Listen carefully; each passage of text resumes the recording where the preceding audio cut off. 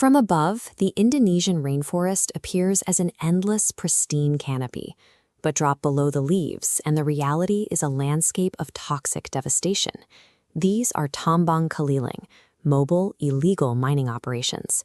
They extract for 30 days, strip the valuable minerals, and completely vanish before authorities can find the coordinates.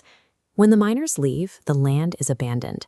They leave behind a landscape of dead earth and stagnant water, with no permits or environmental safeguards to manage the fallout. This is a sophisticated hit-and-run strategy. By operating in short, intense bursts across thousands of remote locations, these miners ensure that their cumulative impact is massive, while their individual footprint remains almost impossible to track. At the ground level, the damage is visceral.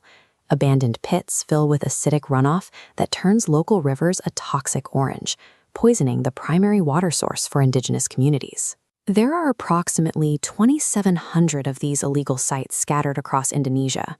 Right now, 70% of them are operating with zero monitoring or state oversight. The economic toll is just as severe.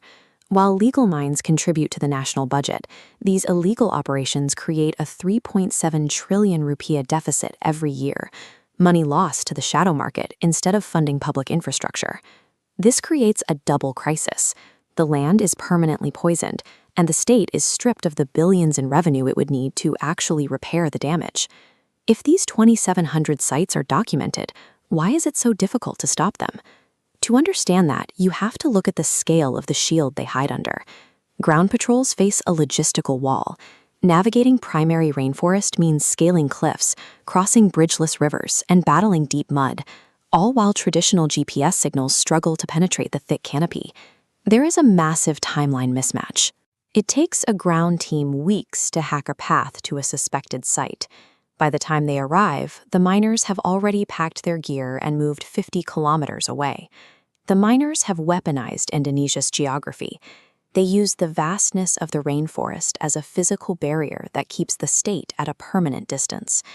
Breaking that shield requires moving the vantage point 500 kilometers up. From orbit, Lopan and Brin satellites see what ground patrols cannot. The system uses NDVI, the Normalized Difference Vegetation Index.